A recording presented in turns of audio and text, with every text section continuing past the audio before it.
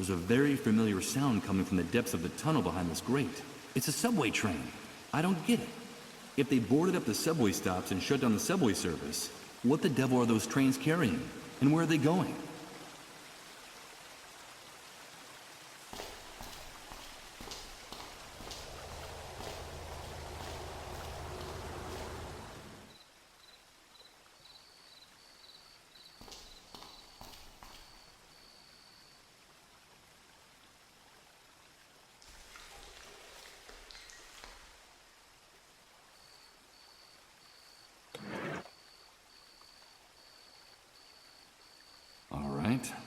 Let's see what the devil's so tangled up in here.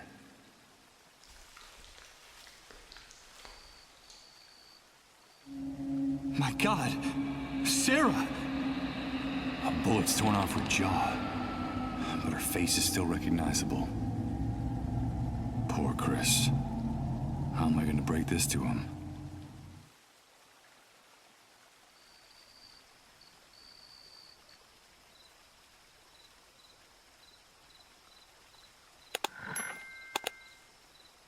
One bullet hit her in the jaw, and another went through part of her neck. There's no doubt that Sarah bled to death, while using the last of her strength, trying to drag herself out of here.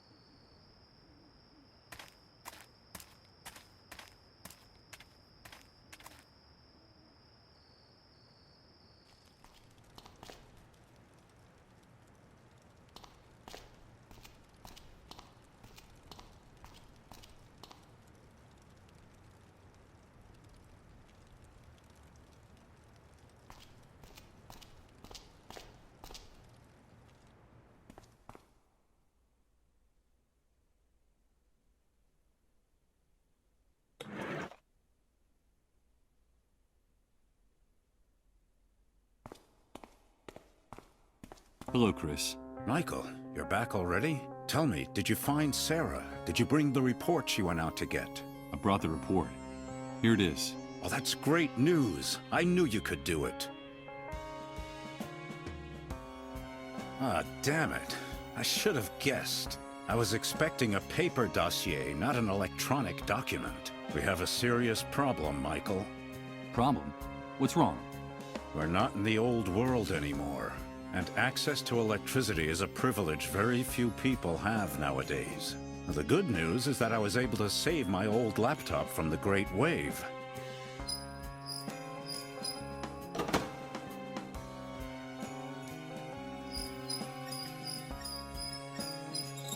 The bad news is that we don't have anywhere to plug it in. What can we do? If we want to find out the secrets in this report, we need electricity. Bring me a generator with enough fuel, and we'll find all the answers we need, Michael. But tell me, please, did you find Sarah? Why didn't she come back with you? What happened? I'm sorry, Chris. Sarah's dead. God. But what? It looks like she and your confidential source were ambushed and shot by soldiers in the sewers. I found Sarah's body in one of the grated tunnels, near the refugee camp. I took the report out of her hands, but I had to leave her there. Oh, my poor Sarah. She didn't deserve that. Please, Michael, don't leave her body to rot in the sewers. I beg of you. Do it for me. For Sarah. For Emily. I'll do what I can, Chris. I promise you. Now, get me that electric generator. Time is running out. What do we have here?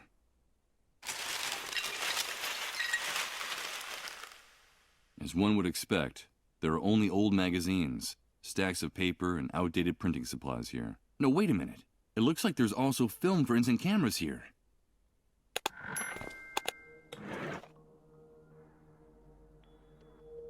Perfect. Now I can load the camera. The tab that closes the film compartment is broken. I can't use it like this. I need something to hold it in place, or else the film will keep falling out.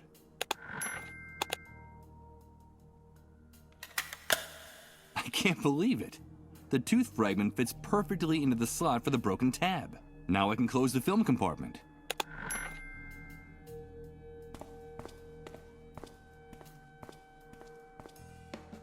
Before leaving his house, I shoot a furtive glance at Chris. He's gazing at Sarah's photo in silence, completely lost in thought. Maybe I should have lied about what happened to her. Told him that she got away, leaving the report behind, that she's safe and sound, and just waiting for the right moment to come back. But the truth is a poisonous inheritance from the old world. What good does it do to know it, if it snatches away your last hope?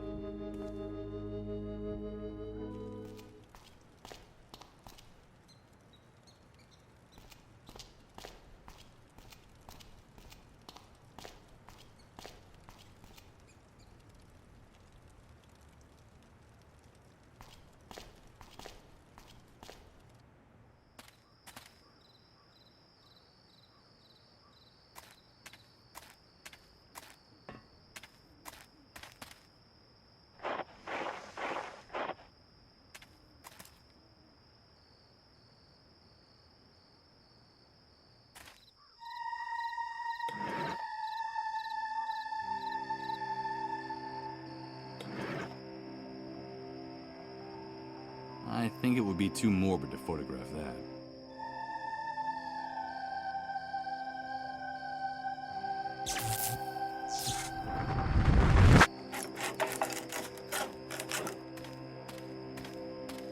Oh no, the image of that guy again. It's like a loop that keeps repeating. Over and over again. A damn nightmare that repeats over and over again.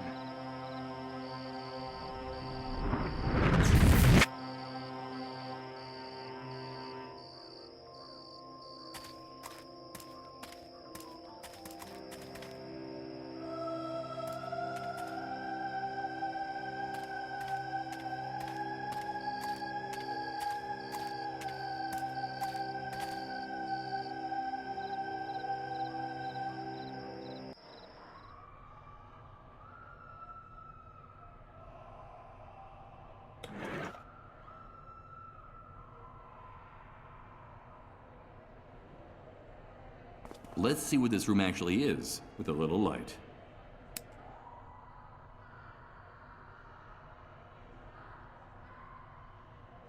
All right, I'll flip the switch for the only circuit that's not blown. I think I hear the buzz of electricity coming from the surface.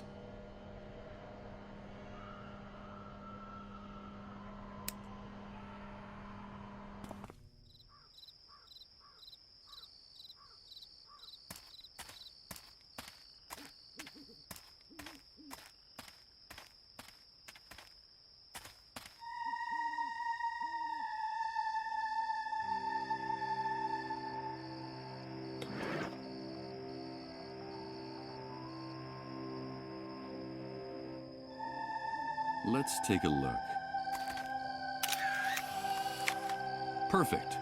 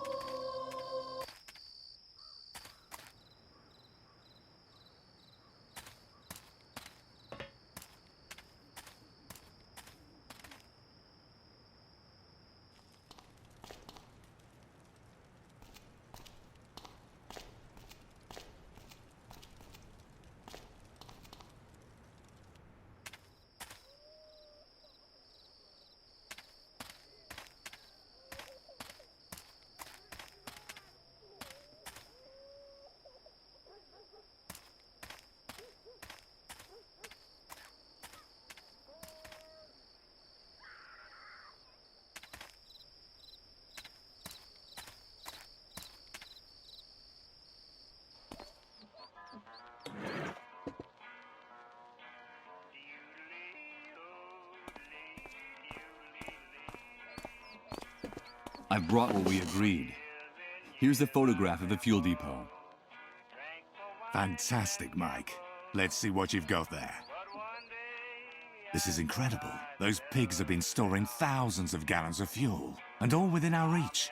With your ID, all we have to do is go into the compound, say, "Hello, boys," and bring it all back here. You've just made me very, very happy, dude. I knew I wasn't wrong about you. Now you have to hold up your end of the bargain. Yes, of course I will, Mike. You know I'm a man of my word. Besides, these are hard times, and we have to help one another, dude. I'll get Rod and his wife out of their trailer, so you can have a little time alone with the boy. You have my word, and my complete discretion. But remember that you promised that we'd do it my way, quietly and with no violence. I don't want anybody getting hurt. I just need your men to distract his parents on some pretext for long enough for me to slip in there, okay? Of course, Mike. You have my word that we'll only do what's necessary. Only what's strictly necessary. Give me a few minutes and then go to the trailer. Everything will be fine when you get there. Okay, but before I go, can I ask you for something else? Today you've been the bearer of the best possible news, dude. So shoot. I'll see what I can do. I need an electric generator urgently. Hey, dude, calm down. I think you misinterpreted my offer. Since the Great Wave, a generator has become worth more than the lives of 100 people in this camp. Don't think I couldn't get you one. But the price will be so high that I can't imagine how you'll be able to pay me. I'm sorry, Mike. But I just gave you access to thousands of gallons of fuel. But those barrels aren't walking out of that place on their own. My men and I are going to have to risk our hides by going into the lion's den. I'm sorry, but the matter is closed. Some soldiers murdered a friend of mine in the sewers. I need you to take care of her body. Well, murdered in the sewers. And what the hell was your friend doing there? Wait, don't answer. I've heard about that custom among some relatives of the sick. It means she was hiding a dissolved in the sewers. Or am I mistaken? Yes, you're absolutely, totally, and completely wrong. I'm not gonna tell you what she was doing there. About her commitment to learning the truth, to changing things in the shithole left behind by the Great Wave, where you move around like a fish in water. You'd be incapable of understanding it. You couldn't even imagine making a sacrifice like that. Even I have a hard time imagining it. It's none of your business. Listen, Mike, you know what I think of those disease carriers and of the people who hide them. For everyone's sake, they all belong in the hands of the cleanup brigades. But you know what? Your intentions are good, giving a friend a decent burial. You're loyal to your friends, and I like that. Above all, you've got to be faithful. Loyalty is everything in this new world. So consider it done. I'll take care of it, dude. Her body's in the sewer tunnel that comes out by the entrance to the camp. Your friend will have a decent resting place. I give you my word. You should be going now. I've got to get the trailer sorted out. Give me a few minutes and then you can go there, okay? Adios, dude.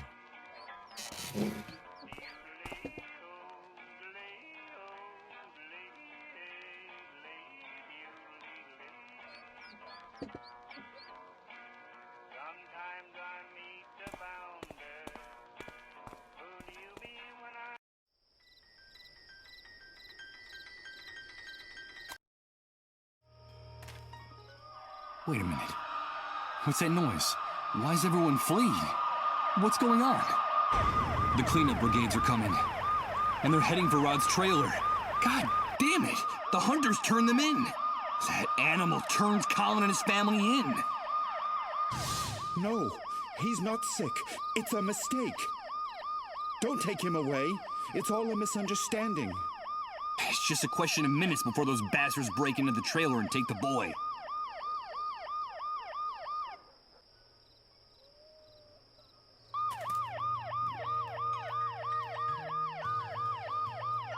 No, don't take him! Please!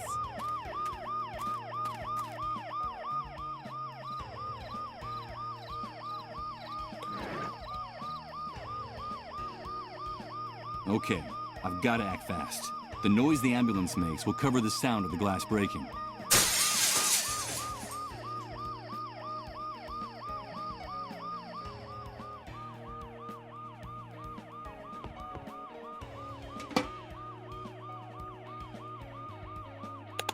Michael? Michael, is that you? Yes, Colin. It's me. But how do you know my name? Emily told me a lot about you. That's how I know you. She gave me a message. She said it was very important that I give it to you. What's all that noise outside, Michael? Where are my parents? It's nothing, Colin. Your parents will be back very soon. Don't worry. But it's impossible for you to have spoken to Emily. She's no longer with us. Yes, she is. Emily is always with me. When I go down the underground highways, she's there, waiting for me. Emily gave me a message, Michael. She told me it was something very, very important.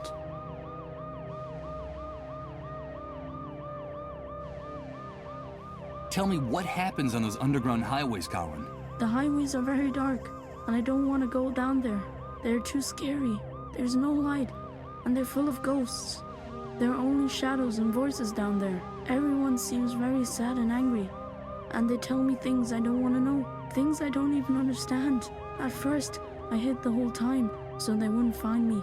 Or I wandered around by myself for hours in the dark, until I met Emily. Now I'm not so afraid of the underground highways, Michael, because she's always there. You say that Emily takes care of you? But how is that possible? She protects me. She keeps me from feeling scared, because I used to be really scared. I didn't know what was happening to me. I didn't understand anything. But now with Emily by my side, everything is much better.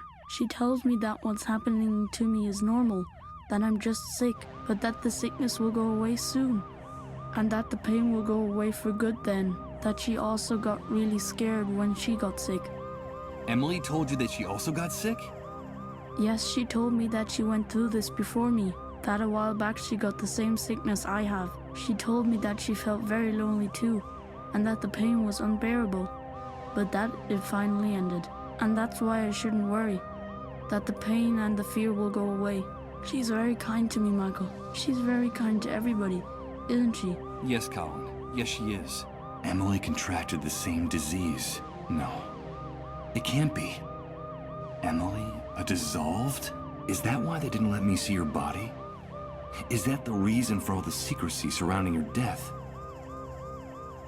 And what is this message you have to give me that's so important? She told me that she couldn't come back to be with us, that she will be trapped forever on the underground highways, and that the same thing will happen to me very soon. That's why she asked me to tell you that we're connected, Michael. She told me that you'd understand. We're connected, and it's very important for you to remember that. Connected? What does that mean, Colin? Emily told me there was a thread that no one can see that joins us to you, and that's why there's still a chance we can be saved, but that only you could do it while there's still time. She told me that if we're connected, there's still some hope for us all. Can you make everything go back to the way it was, Michael? I don't want to be stuck on the underground highways forever. Can you really make everything go back the way it was, Michael? We're connected? What does that mean? I don't understand anything. This is all crazy. Michael, help me. It hurts so much. Make it stop. Colin, what's happening? Make it stop. Please. Colin!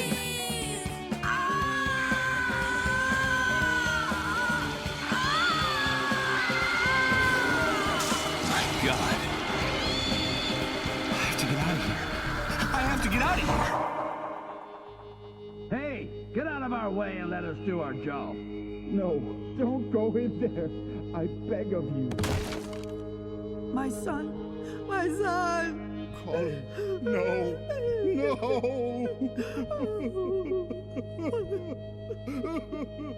Damn it. I can't breathe.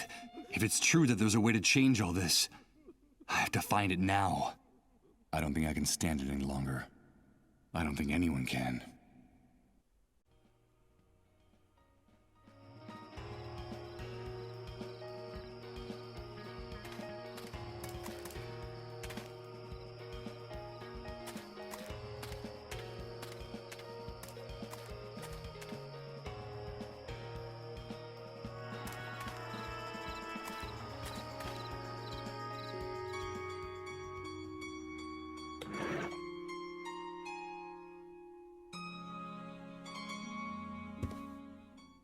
Hello, Mr. Sleepyhead.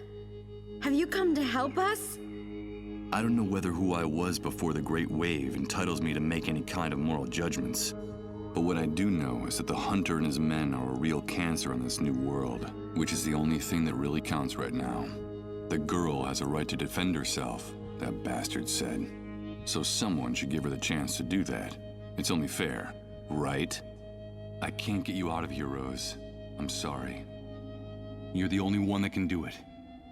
Thank you. As she was picking up the revolver, she gave me a look of determination that I didn't know she had in her. Rose acted so quickly that I barely saw what happened through the crack in the door of her van. Her hand was steady, even when the second man begged for his life, sobbing and groveling on the floor. The bullet went right through his heart. Blood splattered all over her white dress. And then she let the revolver drop and sat down, lost in her own world. And she didn't do or say anything else, holed up in her tiny, delirious inner landscape. There she had everything she could ever need, safe at last from the new world, which she will probably never return to.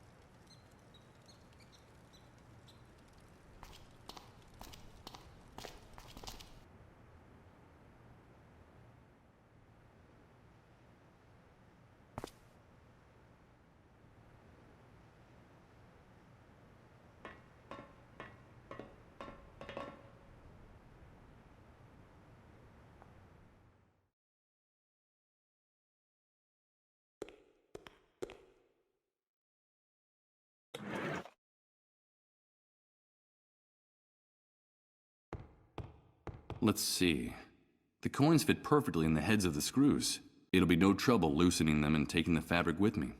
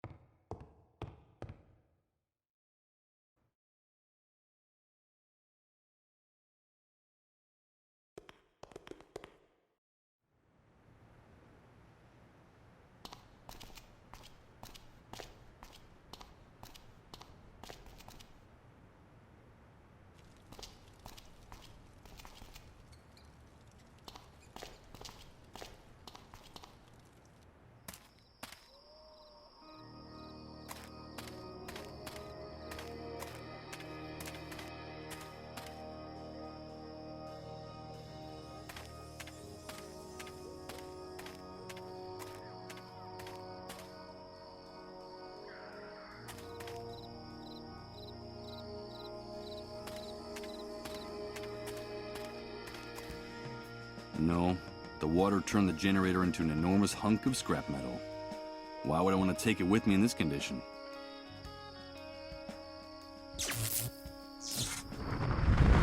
What the hell? Another one of those repeating images.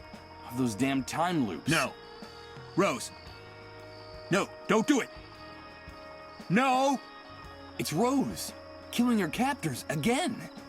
But there's something in this one that makes it different. It feels more real and more intense than the other times.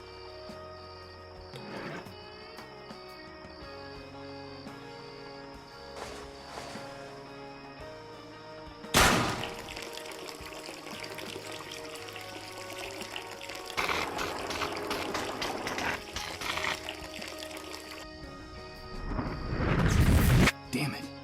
I wasn't able to save it. I can only cover half the generator with this.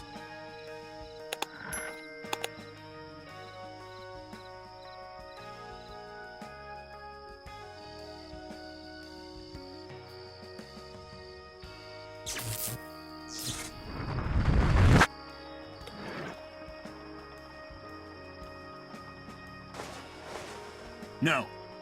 Rose. No, don't do it. No!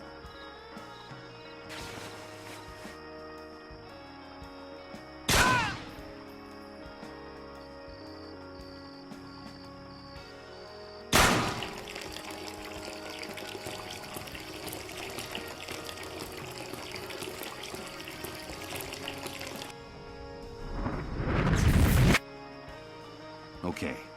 First, I'll unplug the cables that connected to the trailer.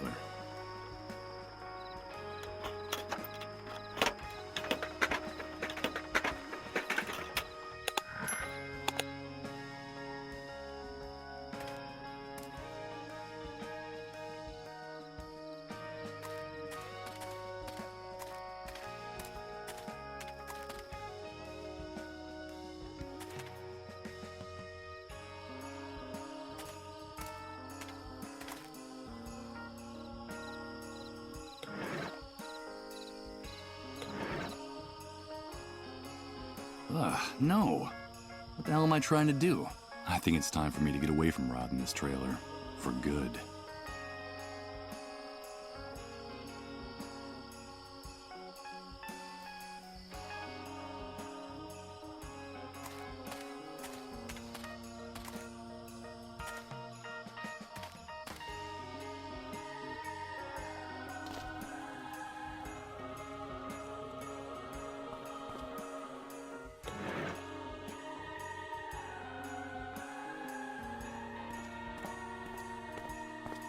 I brought the generator you need, Chris. Great, Michael. I knew you could do it.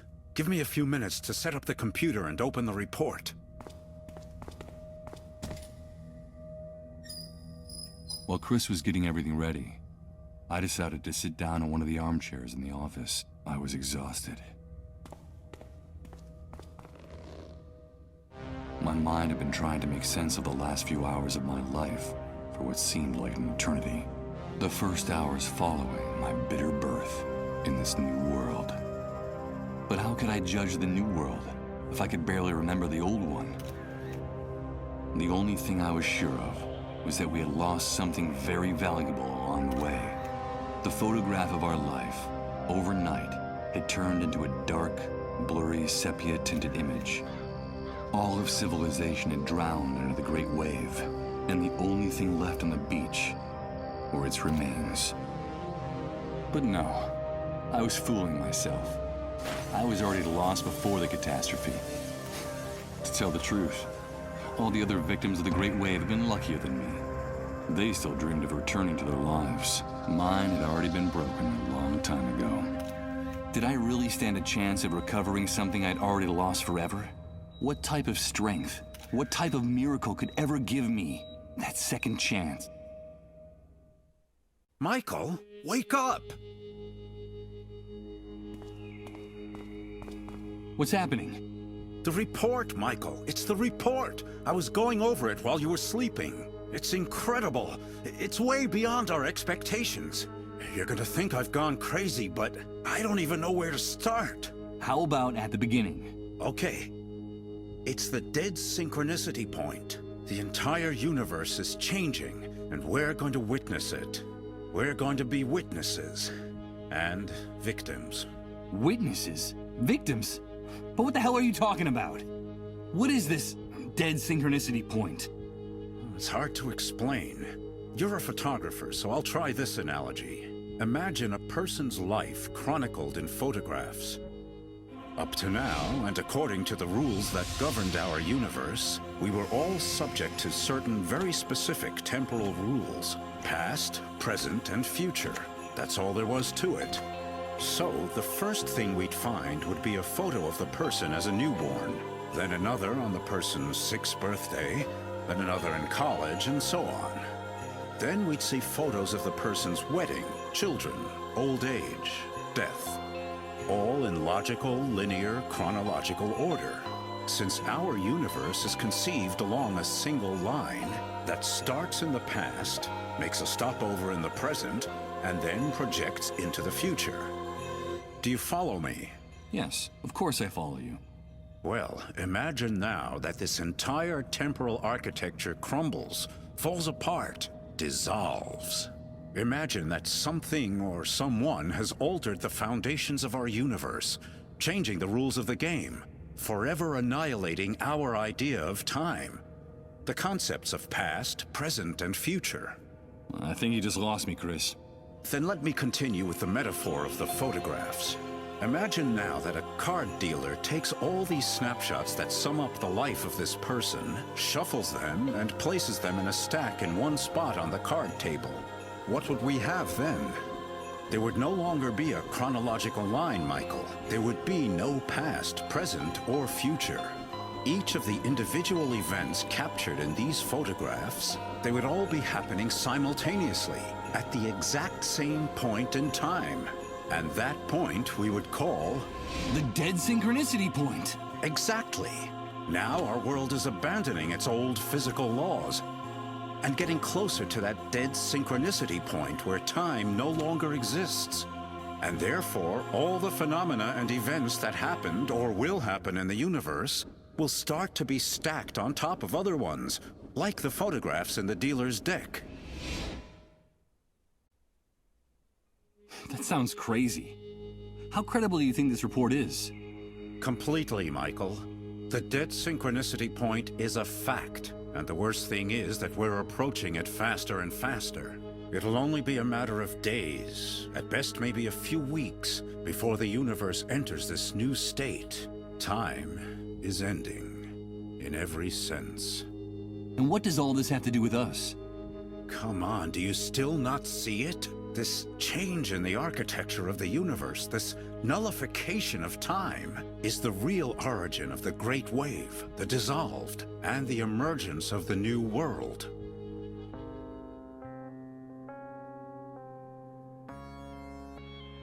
So, the Great Wave was caused by this approach to the Dead Synchronicity point?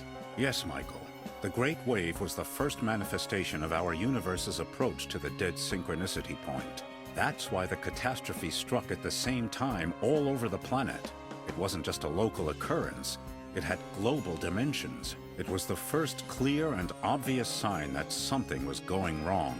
And it brought chaos and misery to the world, as you've been seeing yourself since you woke up. What the hell do the Dissolved have to do with all this? According to the report, the Dissolved are still a big mystery.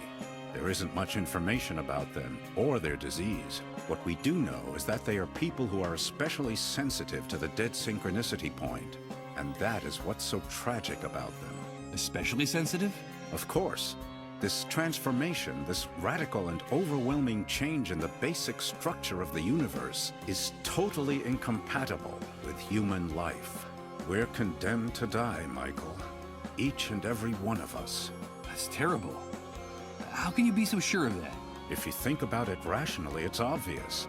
Our bodies are the product of hundreds of thousands of years of evolution, of a gradual and precarious adaptation to the environment, the universe, and its physical laws.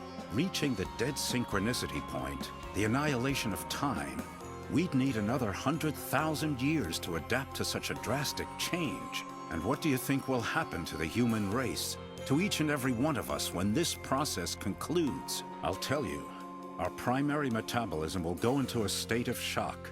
Our entire cell structure will be jolted so profoundly and so violently that what we now call our bodies will lose all coherence, leaving behind just a brown puddle as evidence of our existence. We'll dissolve. Like those poor sick people. Indeed. According to the report, the Dissolved are simply pioneers, people who are ahead of their time, the vanguard of the human race in its final extinction. That's why some cases started cropping up so early, even before the Great Wave. Their illness was the harbinger of the enormous explosion that was to follow. It preceded it by hours, even days. And that's why the cases are multiplying exponentially as we get closer to the end. Do you understand? We'll all end up turning into Dissolved. The last time we spoke, you told me that there could be a solution. A way to reverse all this madness. Yes, and that's the best part of the report. Theoretically, Michael, and paradoxical as it may sound, our progress toward the Dead Synchronicity point also brings the opportunity to change things. to turn the process around and return to where we were before our world collapsed. And how would that be possible? By penetrating the very center of the anomaly, the deepest nucleus of Dead Synchronicity, and arriving at the point where time is just starting to fold back into itself before the process is completed. If, inside the Dead Synchronicity point, each and every one of the events that have happened or will happen in the universe unfold, then surely it must be possible to gain access to the moment when something or someone triggered the catastrophe and stop it. I can't believe what I'm hearing. You're talking about time travel. Yes, I'm talking about the possibility of accessing the past to save our present and our future, of turning the Great Wave and all its consequences into a mere nightmare that never actually happened.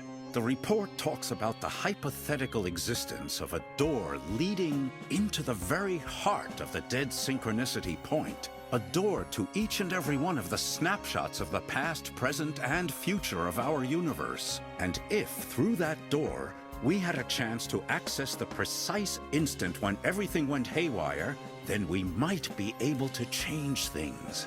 Michael, that's what we've got to focus on in whatever time we have left. But I have to continue studying this report. I'm sure there are more answers in it, and you have got to help me. You're telling me that the Dead Synchronicity point is the origin of all this chaos? That our only chance of salvation is a theoretical journey to the past? Or sooner or later we'll all be obliterated? Like those poor dissolved? That's right, Michael. So we'd better get to work on it as soon as possible. By the way, the report also mentions another very interesting thing about the dissolved. What is it? It seems that in their trances, through their trips to the underground highways, the sick form a strange relationship with each other. It's as if the disease unites them, regardless of any physical distance that might separate them. The report is very unclear on this point, but it seems as if the dissolved are somehow linked, connected. My God. That can't be. Remember, please, remember. Everything fits now. Everything makes sense. Please. Enough! My head! Emily asked me to tell you that we're connected, Michael. We're connected! Michael, what's going on? Chris, get one of those tests ready. Fast. But what for? You don't think that you're also... Do as I say. Okay.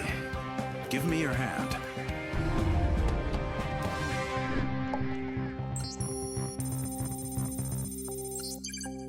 It's positive. Michael, you're sick. You're dissolved. No. That can't be. No. No!